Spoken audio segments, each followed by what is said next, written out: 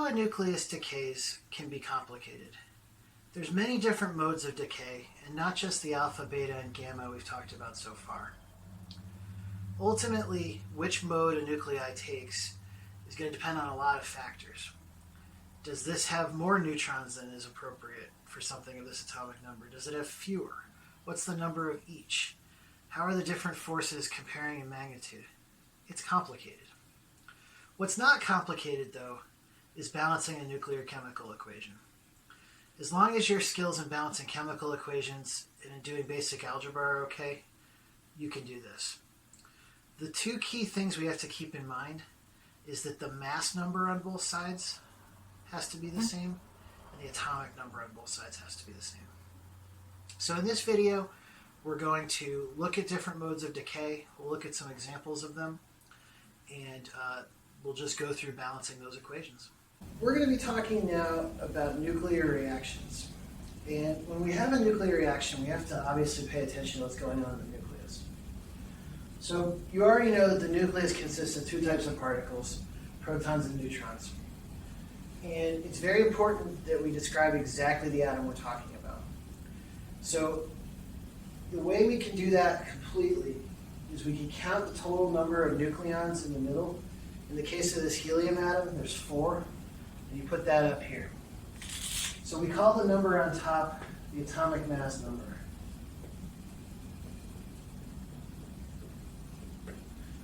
And it's not something you can read directly off the periodic table because the periodic table contains an average mass for naturally occurring elements.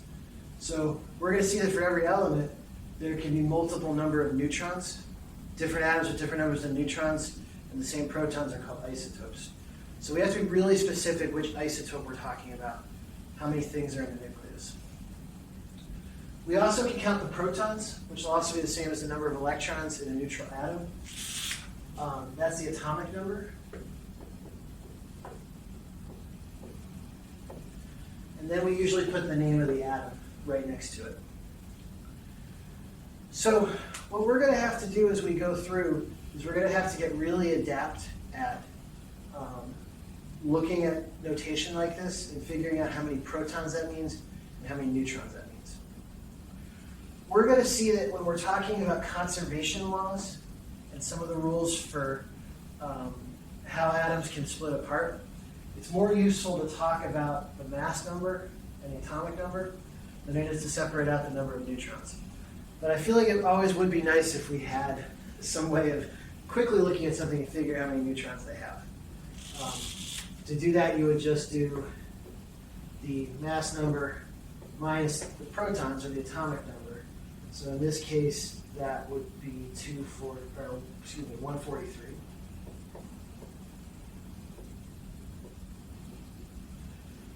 And this one would be, so important to be able to figure those things out. So you can look at nuclear reactions in very great detail or more broad strokes. And depending on what class you're in, you're going to do one or the other. But at the end of the day, when you're looking at nuclear reactions, there's certain conservation laws you have to pay attention to. Basically, in a nuclear reaction, mass energy, we have to combine the two ideas because of E equals mc squared. That has to be conserved. In addition, charge has to be conserved, momentum, angular momentum, and then also the number of nucleons, the number of protons or neutrons. As you go deeper into detail, there's actually other conservation laws that are important as well. Scientists have tried causing lots of nuclear reactions by slamming lots of different particles together. Some nuclear reactions happen, others don't. And going into these, which I'm not going to do in this video, is important to understand why some happen and some don't. So you could see a variety of nuclear reactions on an exam. The most common are alpha decay, where you emit an alpha particle, which is the same as a helium nucleus. You could have an electron get spat out of the nucleus, which is called beta decay. you could have a positive electron, or a positron, be spat out of the nucleus, which is called positron emission. The fact that there is a positive electron is kind of interesting in itself. It turns out for every particle you've studied, negative electrons, positive protons, there's actually an antiparticle, negative protons, positive electrons. And when you put those together, you can make what's called antimatter. So the positron is a positive electron, and it's one of the things that can be emitted from a nucleus. It doesn't exist for very long, though, because if it encounters a regular electron, it will annihilate. The last thing that can happen in a nuclear reaction is you can have the emission of a gamma ray. And that has no mass or no nucleon number because it's actually a beam of light. So gamma rays are energy being released from a nucleus, but they don't involve any sort of emission, or excuse me, of a particle coming out of it. So we'll have to talk about what they are. So I'm going to go through examples of these one by one, and we'll see what each can teach us. All right, so in a nuclear reaction, it's really important that we keep both the number of nucleons, so the atomic mass number, and the atomic number, which corresponds to charge. It's important we keep both of those the same. So this is americium-241. This is what's in a lot of smoke detectors, so it's a radioactive isotope that keeps us safe. So this warning on the back of this is telling me it contains americium-241. And basically what happens, you can sort of see this black part inside the smoke detector. And in there, there's a little bit of radioactive sample that can't get away. And it's ionizing the air near it. And the 9-volt battery is causing there to be an electric current as that air travels between an anode and a cathode. If smoke gets in there and blocks the ionized air, that's what sets off the alarm. So americium-241 is pretty important for keeping us safe. And basically, we need to figure out what this daughter nucleus is from this decay. So basically, we have to do 241 minus 4. So the daughter nucleus must be 237. And we have to do 95 minus 2, so 93. And you can just check real carefully that the atomic numbers of all your products add up to those of your reactants. Same with mass numbers. This atom, of course, isn't americium anymore. It's actually now neptunium. So that's alpha emission. Bananas are naturally high in potassium, and some of that potassium is the radioactive potassium-40. That's not to stay away from bananas. Your body needs potassium to function. Potassium-40 undergoes a couple different kinds of radioactive decay, and let's take a look at them. So potassium-40 is a really interesting atom that can undergo a beta decay. It can spit an electron out of its nucleus. It can also emit a positron, an anti-electron, a positive electron. And obviously the products are different in either case. So let's take a look at both of them. So in the case of beta emission, the thing it's going to be spitting out is a negative electron, the kind we're used to. And that means that the daughter nucleus must have a mass or atomic number of 20. So 20 minus 1 is 19. So in other words, we've gained a proton at the expense of a neutron. And looking at our periodic table, that makes this a calcium atom. So it's calcium plus a beta particle. Now, reactions like this confused people when they were first studying them because they seem to violate the laws of conservation of mass energy and conservation of momentum. When they looked at those two things before and after, EO equals EF, PO equals PF, they found that both energy and momentum appear to be disappearing. So this goes back to the idea that particle physics really leans on this idea of conservation that we've been studying throughout physics. If mass energy is supposed to be conserved, if momentum is supposed to be conserved, it has to be going somewhere. So where was it going? They suggested that there was another particle, one that was really hard to detect. And Enrico Fermi named it the little neutral one, or neutrino. It's the Greek letter nu, and for reasons you may go through in another course, the one emitted in this case is an antineutrino.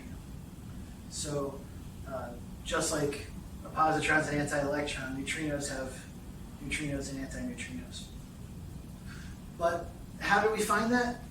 Well, we believed in the laws of conservation of mass, energy, and momentum, and assumed that something had to be carrying away the excess energy and momentum. It was later, of course, detected and studied. So just know that neutrinos are created in these types of decays as well.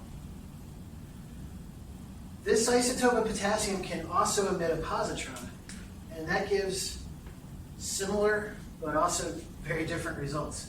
So in this case, it's not a negative electron, it's a positive one.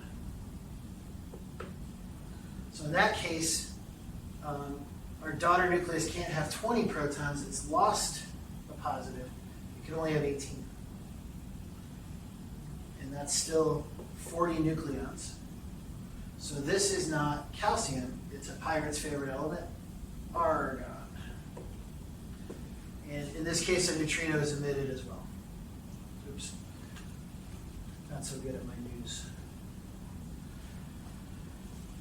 Again, very important to pay attention to conservation laws.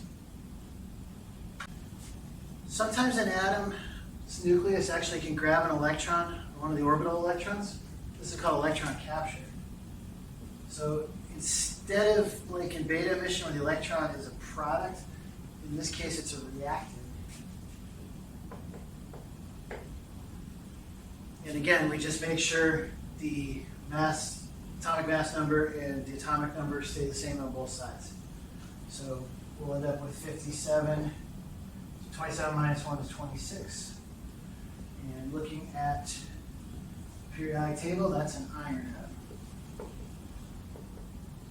And a neutrino is also emitted. So one more common way that atoms decay is through something called gamma emission.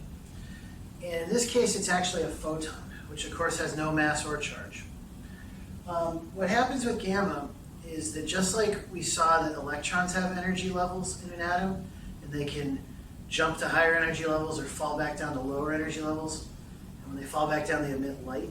The same is true with nucleons.